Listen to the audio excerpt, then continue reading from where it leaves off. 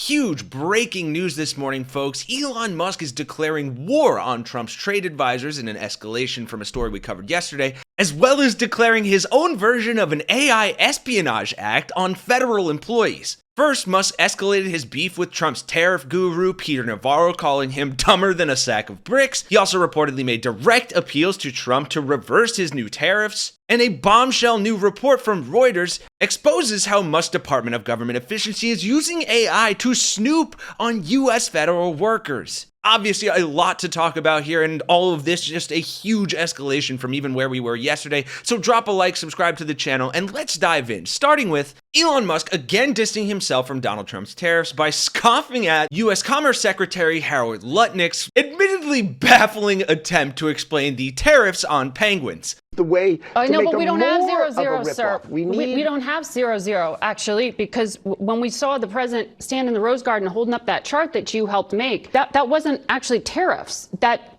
was actually confusing to investors because it was some kind of other formula, and the countries themselves seemed kind of random.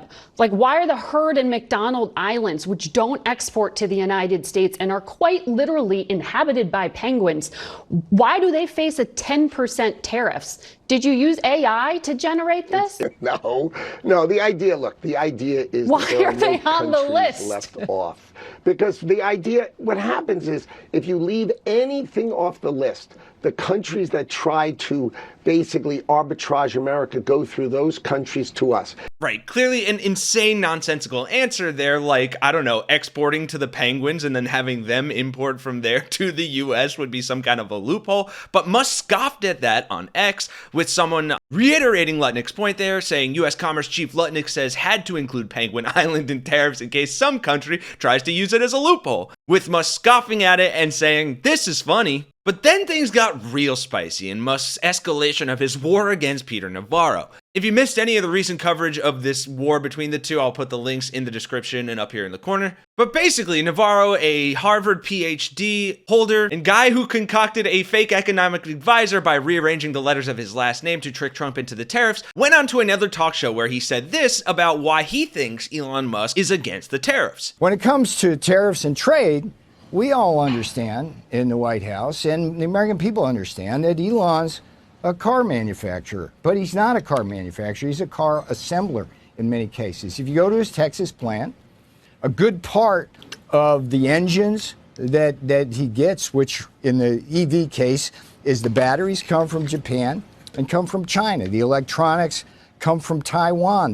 But that didn't sit well with Elon Musk, who needed to show the internet how much of a big boy businessman he was by calling Navarro names. On Musk's Twitter platform, that video got community noted. Musk then jumped in and said, Navarro is truly a moron. What he says here is demonstrably false. Then linking to a Kelley Blue Book study that found the most American-made cars and saying Tesla has the most American-made cars, Navarro is dumber than a sack of bricks, and tagging an account called I Find Artards and Peter Navarro. And I just have to say that regardless how you feel about the American-made nature of Teslas, which obviously, like, Americans don't even care at this point, this is, again, just like the example we showed yesterday where he rage quit a video game stream because he died to a tutorial boss, just an absolute bonehead cringe bitch boy move. With Musk then adding, by any definition whatsoever, Tesla is the most vertically integrated auto manufacturer in America with the highest percentage of US content. Navarro should ask the fake expert he invented, Ron Vara. With Art Candy also chiming in saying,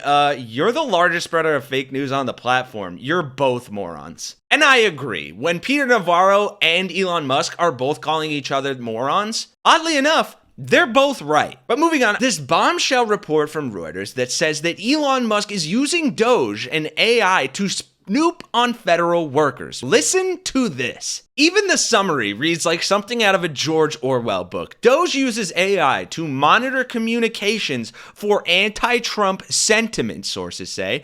DOGE's use of Signal app raises data security and transparency concerns, and Musk's DOGE team accused of bypassing vetting processes operating in secrecy. And the phone call is coming from within the House, folks. Trump administration officials have told some U.S. government employees that Elon Musk's DOGE team of technologists is using artificial intelligence to surveil at least one federal agency's communications for hostility to President Donald Trump and his agenda. Not only that, the DOGE team is also using the Signal app to communicate, according to one person with direct knowledge of the matter, potentially violating federal record-keeping rules because messages can be set to disappear after a period of time. I bet Pete Hegseth wishes he knew that bit of information. And they have heavily deployed Musk's Grok AI chatbot, an aspiring ChatGPT rival, as part of their work slashing the federal government. Trump appointed officials who had taken up EPA posts told managers that DOGE was using AI to monitor communication apps and software, including Microsoft Teams, which was widely used for virtual calls and chats, saying, "We have been told they are looking for anti-Trump or anti-Musk language," a third source familiar with the EPA said. Though importantly here, Reuters did say it could not independently confirm if the AI was being implemented. The Trump officials interviewed said that DOGE would be looking for people whose work did not align with the administration's mission, adding, "Be careful what you say, what you type, and what you do," a manager said according to one of these sources. And while the EPA acknowledged in a statement that it was looking at AI to better optimize agency functions and administrative efficiencies, I have to say, this does not seem far-fetched at all. The article adding, "Few dispute the U.S. government and its aging computer systems are due for modernization, but Democrats say Musk and Trump are purging the government of nonpartisan public servants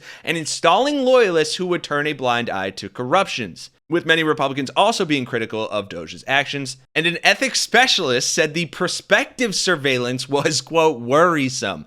It sounds like an abuse of government power to suppress or deter speech that the President of the United States doesn't like." But the good news here, folks, is I can't think of any examples of Donald Trump or Elon Musk suppressing speech they don't like, so I'm sure we're all fine. I mean, this is insane. I hope this becomes a bigger story and doesn't get overblown by, the war escalating between Trump and Elon Musk and his trade advisors and the tariffs. But it is starting more and more to feel like some of these things that they're doing are just kind of facades and like dangling the keys so people look over here so they can do this dismantling the government and implementing fascism and 1984 style Orwellian tactics in our federal government. But that is where the story is for now. We'll have to see how this transpires and what more comes out about it. So I will pass the question off to you. What do you think about all of this? Anything from the war within Trump's administration? Are you happy about that? Do you think it's good? The fallout, maybe Musk leaving could be a good thing. And then please, by all means, sound off in the comments about this, because this is probably the most worrying thing that we've talked about today. I hate to say, I don't find it surprising, and the fact that all of those sources were talking